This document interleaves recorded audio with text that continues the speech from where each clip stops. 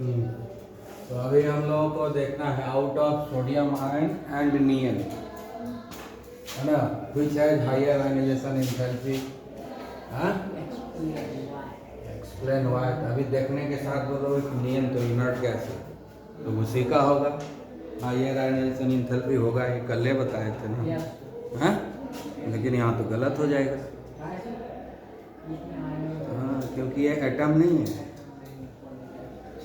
समझ गया कि नहीं, यहाँ दूसरा एटम नहीं है, आयन से। आई बात समझ में? जब रहेगा सारा एटम तब उस केस में होगा, समझ गया ना। अभी क्या एक एटम है और एक आयन है, तो इसमें देखना पड़ेगा कि न्यूक्लियर चार्ज किस में ज़्यादा है।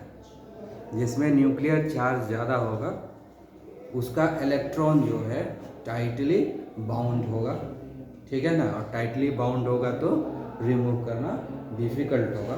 इसके लिए दोनों का इलेक्ट्रॉनिक कॉन्फ़िगरेशन लिख के देखना पड़ेगा, समझ गए कि इलेक्ट्रॉनिक कॉन्फ़िगरेशन के चलते संभव है कि न्यूक्लियर चार्ज के चलते क्या संभव है, ठीक है। तो आगे आवाज समझ में। तो सोडियम आयन का सोडियम का क्या होता है, 1s1 1s2 2s2 2p6 3s1, यही ना होता है।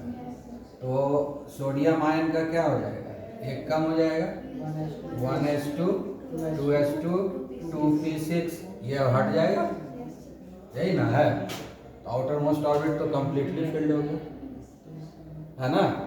और नियन का भी तो सेम ही होता है। नियन का कितना होता है एटॉमिक नंबर बोलो, सेम है दोनों का। तो समस्या तो यही हो गया कि दोनों का सेम है, इलेक्ट्रॉनिक कॉन्फ़िगरेशन दोनों का सेम है। नियन का कितना होता है एटॉमिक नंबर, 10 ही होता है, हाँ, ठीक है। तो दोनों का इलेक्ट्रॉनिक कॉन्फ़िगरेशन तो सेम हो गया, यानी नंबर ऑफ इलेक्ट्रॉन सेम है, दोनों आइसो इलेक्ट्रॉनिक। मतलब क्या हो गया कि ये दोनों आइसो इलेक्ट्रॉनिक हो गया, ठीक है ना। ये दोनों आइसो इलेक्ट्रॉनिक हुआ कि नहीं। और जब आइसो इलेक्ट्रॉनिक हो जाएगा तो वहाँ पर कौन सा फैक्टर काम करता है, इफेक्टिव न्यूक्लियर चार्ज। वहाँ पर कौन सा काम करेगा, इफेक्टिव न्यूक्लियर चार्ज काम करेगा, ठीक है। अब इसमें इलेक्ट्रॉन तो दोनों में 10 ही है, दोनों में नंबर ऑफ इलेक्ट्रॉन कितना है, 10 है। अब इसमें number of proton sodium ion में कितना है, 11 है ना। प्रोटॉन कितना है, 11, और इलेक्ट्रॉन कितना है, 10 है। इसमें प्रोटॉन कितना है, प्रोटॉन इसमें 10 है, और इलेक्ट्रॉन भी 10 है, ठीक है, क्लियर। तो नंबर ऑफ प्रोटॉन ज़्यादा है इसमें, तो इफेक्टिव न्यूक्लियर चार्ज इसी का ज़्यादा होगा। इफेक्टिव न्यूक्लियर चार्ज जिसका ज़्यादा होगा वही ना इलेक्ट्रॉन को होल्ड करेगा इफेक्टिवली, हाँ।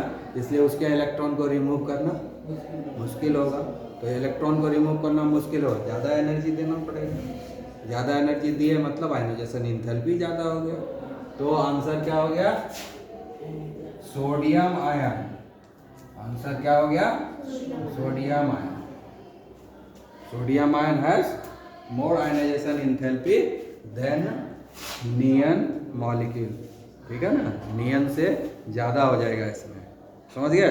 क्योंकि यहाँ पर दोनों आइसो इलेक्ट्रॉनिक है, इसलिए हम लोग को देखना है effective nuclear charge. Number of proton sodium ion में ज़्यादा है, जिसके कारण उसका effective nuclear charge sodium ion का नियन के कंपैरिजन में ज़्यादा होगा, ठीक है, क्लियर, समझ में आ गया ना। हाँ, तो क्या बोले कि तो यहाँ पर क्या दिया हुआ, आयनाइजेशन एंथैल्पी ऑफ लिथियम दिया हुआ कितना है, 520 किलो जूल पर मोल। तो कह रहा है calculate the amount of energy required to convert 70 milligram of lithium atom, 70 milligram of lithium atom in gaseous state into its lithium ion.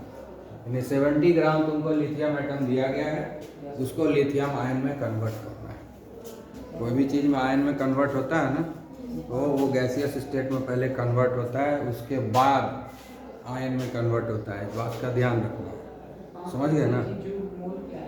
हाँ, किलो जूल, हाँ वो यूनिट है। किलो जूल एनर्जी का unit होता है, जूल, किलो जूल। पर मोल मतलब 1 मोल, बताया था ना। एंथैल्पी लिखते हैं जब हम 1 मोल के लिए काउंटिंग करते हैं, और जब बिना सोचे समझे करते हैं तो सिर्फ लिखते हैं आयनाइजेशन एनर्जी। और जब हम पर मोल कैलकुलेट करते हैं तो उसको लिखते हैं एंथैल्पी। तो वहाँ वर्ड यूज़ किया गया ना, आयनाइजेशन एंथैल्पी। तो पर मोल दिया, 1 मोल लिथियम एटम को लिथियम आयन में कन्वर्ट करने में इतना एनर्जी खर्च होता है। ठीक है ना? आयनाइजेशन एंथैल्पी क्या है? Energy to remove electron. Lithium से इलेक्ट्रॉन जब रिमूव होगा तब ना लिथियम आयन में कन्वर्ट होगा। तो उस इलेक्ट्रॉन को रिमूव करने के लिए एनर्जी चाहिए ना। उसी एनर्जी को हम लोग क्या बोलते हैं? आयनाइजेशन एनर्जी और आयनाइजेशन एंथैल्पी, जब हम पर मोल कैलकुलेट करते हैं। समझ गए? तो पर मोल एनर्जी कितना रिक्वायर्ड हो दे दिया है, यानी 1 मोल पर मोल दिया हुआ है। तो टोटल हमको 70 मिलीग्राम लिथियम है, तो उसको हम लोग को नंबर ऑफ मोल्स में कन्वर्ट कर देंगे।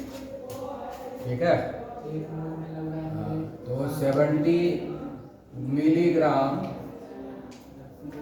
लिथियम एटम, ये हो जाएगा 70 इंटू 10⁻³ ग्राम लिथियम एटम। होगा कि नहीं? yes, मिलीग्राम को ग्राम में कन्वर्ट करना है तो 1000 से भाग देते हैं कि नहीं?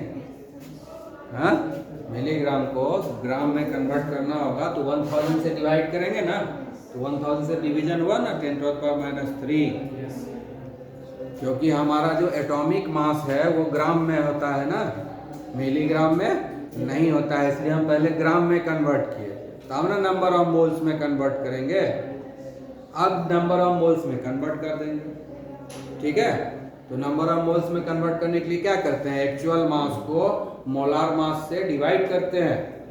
लिथियम का मोलार मास कितना है? 3 एटॉमिक नंबर है, मास नंबर कितना है? 7 है। ठीक है? तो एक्चुअल मास हुआ 70 इंटू 10⁻³ ग्राम, और लिथियम का मोलार मास कितना होता है? 7। समझ गए? 7 AMU और 7 ग्राम जो भी रख सकते हैं, है ना। लिथियम का एटॉमिक मास 7 होता है, लिथियम का एटॉमिक मास 7 होता है, याद रखोगे। हमेशा डबल ही नहीं होता है, कभी कभी डबल से 1-2 ज़्यादा हो गया। ठीक है ना? तो ये कितना हो जाएगा? इससे इसको कट करेंगे तो ये हो जाएगा 10 इंटू 10⁻³ मोल। ठीक है ना? इतना मोल लिथियम एटम। अब पता चल गया इतना मोल है, 1 मोल में उतना खर्च, उतना एनर्जी लगेगा, तो इतना मोल में कितना लगेगा? गुणा कर देंगे, बन जाएगा 10⁻³ 1000 से भाग देंगे तो ऊपर जाएगा 10⁻³ नहीं लिखाएगा? हाँ, 70 मिलीग्राम, उसको हम 1000 से भाग देंगे तो इसको लिखेंगे 70/10⁻³ तो हो जाएगा 70 इंटू 10⁻³ वही ना लिखे यहाँ?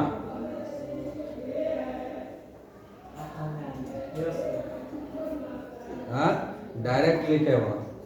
अब तुम +2 में है तो डायरेक्ट ना लिखेंगे। अब तुम थोड़े 6-7 में है जो हम इतना कर करके दिखाएंगे।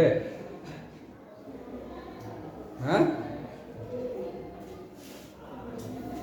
समझ में आया कि नहीं? 70 इंटू 10⁻³ ग्राम क्यों लिखे? क्योंकि मिलीग्राम को ग्राम में कन्वर्ट करना है तो 1000 से भाग देंगे। 1000 को 10⁻³ लिखते हैं, ये ऊपर जाएगा तो पावर माइनस हो जाएगा।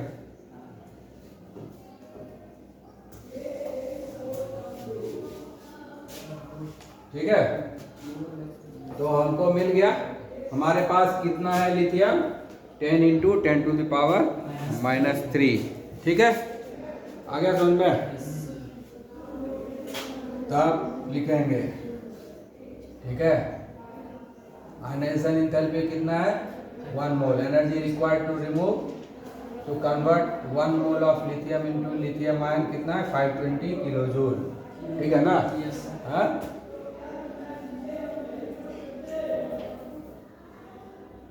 To convert 1 mole lithium atom to lithium ion needs 520 kilojoule energy. Needs energy equivalent to 500 kilojoule. समझ गए? इसको जैसा अंग्रेजी आता है सबको। हाँ, हम तो नरेंद्र मोदी वाला अंग्रेजी सीखते हैं, नहीं बोलते। समझ गए? शशि थरूर वाला नहीं, है ना? शशि थरूर तो देता है, खींच देता है। ठीक है कि नहीं?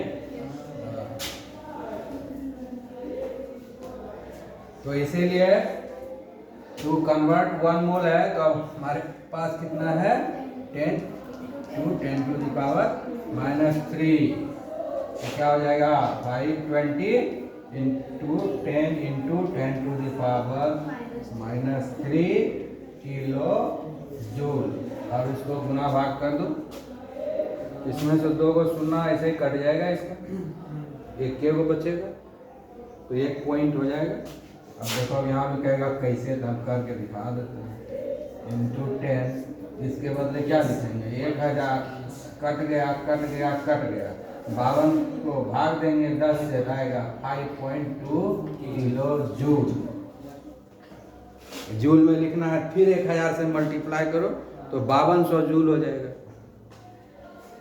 ठीक है, जूल में आंसर लिखना है, क्या होगा 5.2 इंटू 1000 जूल। ठीक है, तो कितना होगा 5200 जूल। ये भी आंसर है, ये भी आंसर है, जो पसंद है उसको रख सकते हैं। समझ में आ गया? हाँ, यानी टोटल एनर्जी खर्च होगा 70 मिलीग्राम लिथियम को लिथियम आयन बनाने में टोटल एनर्जी 5.2 किलो जूल खर्च होगा। समझ गए? और जूल में देंगे तो 5200 जूल। ठीक है, ठीक है, लगभग उसी तरह का क्वेश्चन है। ठीक है, यहाँ क्या लिखा हुआ है आयनाइजेशन पोटेंशियल ऑफ हाइड्रोजन, एक ही चीज़ है उसी का। तो आयनाइजेशन पोटेंशियल लिखो, आयनाइजेशन एनर्जी लिखो, आयनाइजेशन, समझ गया ना? हाँ, इलेक्ट्रॉन वोल्ट वो भी एनर्जी का यूनिट है। समझ गया? स्मॉल ई कैपिटल वी, यानी कि दोनों स्मॉल और दोनों कैपिटल नहीं कर देना, उसका मीनिंग दूसरा होता है। ठीक है ना? Small E capital V, electron volt. समझ गए? तो इलेक्ट्रॉन वोल्ट यूनिट है एनर्जी का। तो आयनाइजेशन पोटेंशियल हाइड्रोजन का इतना इलेक्ट्रॉन वोल्ट है। ठीक है, यहाँ पर देख लो, पोटेंशियल भी लिख सकता है, एनर्जी भी लिख सकता है। पर मोल नहीं दिया हुआ है इसलिए एंथैल्पी नहीं लिखा। पर मोल रहता तो एंथैल्पी लिख देता। ठीक है, पर मोल नहीं दिया है इसीलिए नहीं लिखा है। ठीक है, तो अब कर रहा है calculate the energy required to produce H plus ions, hydrogen ions from 0.5 gram of hydrogen atom. यानी हाइड्रोजन एटम तुमको 0.5 ग्राम दिया गया है। ठीक है, उससे कितना हाइड्रोजन आयन बनेगा। ठीक है, मतलब कितना इतना हाइड्रोजन आयन बनाने में कितना एनर्जी कंज्यूम होगा। ठीक है ना, वो कैलकुलेट करना है। तो यही क्वेश्चन तो लास्ट भी था, वहाँ भी था लिथियम एटम को लिथियम आयन में कन्वर्ट करना था, यहाँ हाइड्रोजन एटम को हाइड्रोजन आयन में कन्वर्ट करना है। तो सेम क्वेश्चन, सिर्फ जो यूनिट डिफरेंस, वहाँ किलो जूल में दिया हुआ था, यहाँ इलेक्ट्रॉन वोल्ट में है। तो अब इलेक्ट्रॉन वोल्ट को हम किलो जूल में कन्वर्ट कर देंगे। ठीक है, सबसे पहले जो है हमको क्या करना है कि हमारे पास है कितना टोटल 0.5 ग्राम हाइड्रोजन एटम, इतना है ना। तो इसको हम पहले मोल में कन्वर्ट कर दें, 0.5 ग्राम एक्चुअल मास है, हाँ? और हाइड्रोजन का एटॉमिक मास कितना आता है? हाँ? 1 होता है। एटम लिखे हुए, मॉलिक्यूल थोड़े लिखे, ठीक है? तो कितना होगा? 1। हाइड्रोजन एटम का एटॉमिक मास 1 होता है, मोलार मास 1 होता है। कितना मोल हो गया? यानी 0.5 मोल। 0.5 मोल हाइड्रोजन एटम हमारे पास है, ठीक है ना? हाँ? अब इसको हाइड्रोजन आयन में कन्वर्ट करना है टोटल। अब पहले तो 10 कैलकुलेट कर ले। 13.6 electron volt equal to 13.6। 1 electron volt में कितना जूल होता है, किलो जूल एनर्जी होता है, वो याद रखना। 96.49 किलो जूल पर मोल। 1 इलेक्ट्रॉन वोल्ट में इतना किलो जूल पर मोल होता है। 1 इलेक्ट्रॉन वोल्ट का मीनिंग होता है 96.49 किलो जूल पर मोल। याद रखोगे, आई बात समझ में? 1 electron volt means 96.49 kilo joule per mole. इसलिए 13.6 इलेक्ट्रॉन वोल्ट में उतना से मल्टीप्लाई कर दिए, हाँ? निकल गया ना? अब जो है आगे बन जाएगा, यही तो चाहिए था, ठीक है? हाँ? अब बनेगा कि नहीं? वो अब जो है 1 मोल के लिए इतना है, तो इतना मोल के लिए कितना लगेगा, ठीक है ना? तो हम डायरेक्ट भी लिख सकते हैं, energy needed to convert 0.5 mole hydrogen atom into its ion, ठीक है? कितना हो जाएगा? 1 मोल के लिए इतना है, 1 मोल के लिए इतना है, तो 0.5 मोल के लिए कितना होगा? इतना मल्टीप्लाई कर देंगे 0.5। हमने यूनिटरी मेथड बताया था पिछला बार ना, अब डायरेक्ट लिख रहे हैं, तो दोनों मेथड याद रखना है। 0.5 into 13.6 into 96.49 kilo joule per मोल। अब यहाँ नहीं लिख देंगे क्योंकि यहाँ हम इतना मोल मल्टीप्लाई किए हुए हैं, तो पर मोल नहीं है, ये टोटल एनर्जी है ना। अब सबको मल्टीप्लाई करके जो आंसर आएगा वही रहेगा तुम्हारा, ठीक है? सारे को मल्टीप्लाई करो, सबको मल्टीप्लाई करोगे तो आएगा 656.2 किलो जूल, ये आंसर। समझ गए? जूल में देख निकालना है तो 1000 से फिर मल्टीप्लाई कर दोगे, जूल में हो जाएगा। समझ में आ गया? अब ये क्वेश्चन है, how do you explain that gallium 31 has slightly higher ionization enthalpy than the aluminium 13 although it occupies the lower position in the group, ठीक है ना? किसमें है? गैलियम और एल्यूमिनियम किस ग्रुप में है? ग्रुप 13 में दोनों है ना? दोनों ही ग्रुप 13 में है। तो ऊपर में एल्यूमिनियम होगा, उसके नीचे गैलियम। तो एल्यूमिनियम का एटॉमिक नंबर 13 है, तो इसका इलेक्ट्रॉनिक कॉन्फ़िगरेशन लिखेंगे 1s2 2p6 3p 3p1 हो गया। उसके बाद गैलियम कितना है? 31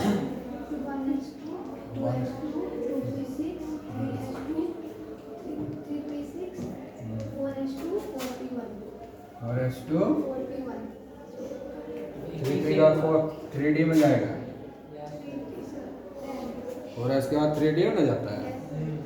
तो यहाँ 10 हो गया, यहाँ भी 10 20 हो गया, और 10 30 हो गया। अब जो है 4s 4p जाएगा ना,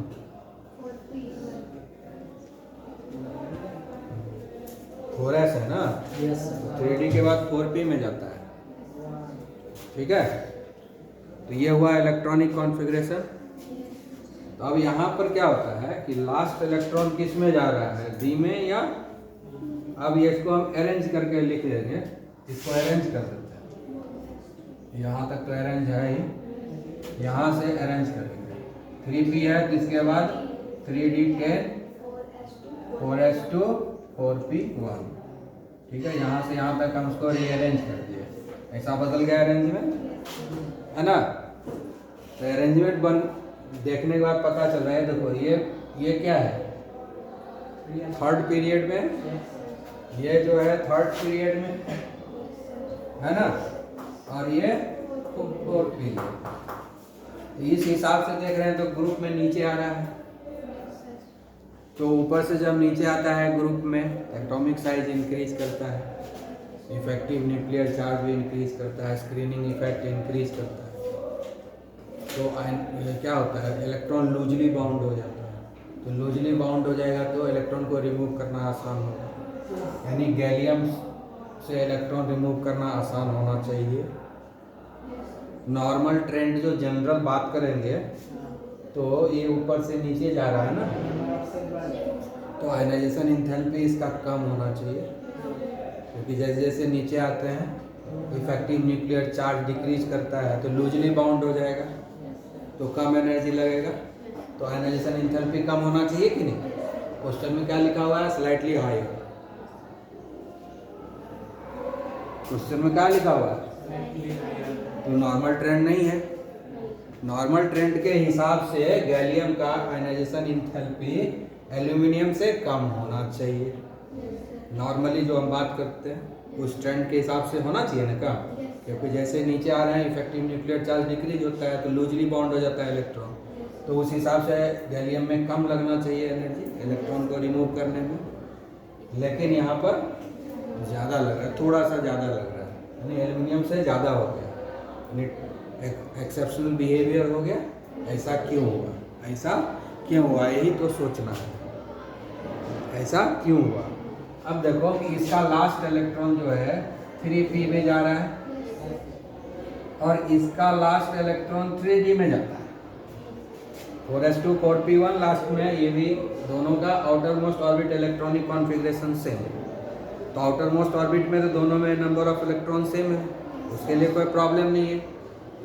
यहाँ पर क्या है, इनर ऑर्बिट में s है और p है, इसके इनर ऑर्बिट में d आ गया और लास्ट इलेक्ट्रॉन d में ही जा रहा है, और d के बारे में हमको पता है कि स्क्रीनिंग इफेक्ट नेग्लिजिबल अमाउंट में देता है, बहुत कम देता है,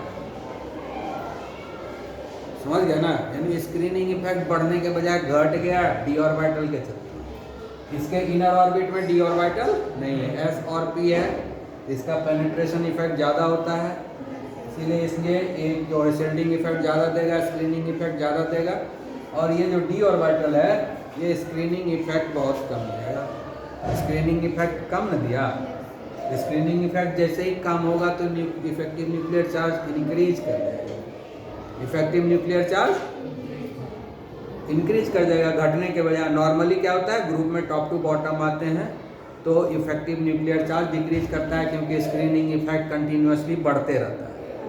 लेकिन जब हम एल्यूमिनियम गैलियम में आते हैं, एल्यूमिनियम से गैलियम में आते हैं तो स्क्रीनिंग इफेक्ट बढ़ता नहीं है, घट जाता है। स्क्रीनिंग इफेक्ट बढ़ने के बजाय घट जाता है, बढ़ने के इंक्रीज होने के बजाय डिक्रीज हो गया, due to the presence of 3d orbital in gallium, है ना। 3d ऑर्बिटल जो है स्क्रीनिंग इफेक्ट नेग्लिजिबल अमाउंट में देता है, इसलिए स्क्रीनिंग इफेक्ट घट गया। स्क्रीनिंग इफेक्ट घटेगा, शिल्डिंग इफेक्ट घटेगा तो इफेक्टिव न्यूक्लियर चार्ज बढ़ जाता है। तो इफेक्टिव न्यूक्लियर चार्ज इसके कंपैरिजन में इसमें ज़्यादा हो गया, तो इफेक्टिव न्यूक्लियर चार्ज ज़्यादा हो जाएगा, क्या हुआ, इलेक्ट्रॉन का रिमूवल थोड़ा डिफिकल्ट हो जाएगा, तो ज़्यादा एनर्जी हमको सप्लाई करना होगा। ज़्यादा एनर्जी सप्लाई करने का मतलब क्या हुआ, आयनाइजेशन एंथैल्पी ज़्यादा होगा। यही तो बोल रहा है, तो जो हम बोले तुम लोग लिख लो, ठीक है, उतना तो हम बोर्ड पर लिखेंगे नहीं, ठीक है। आगे बात सुनते हैं।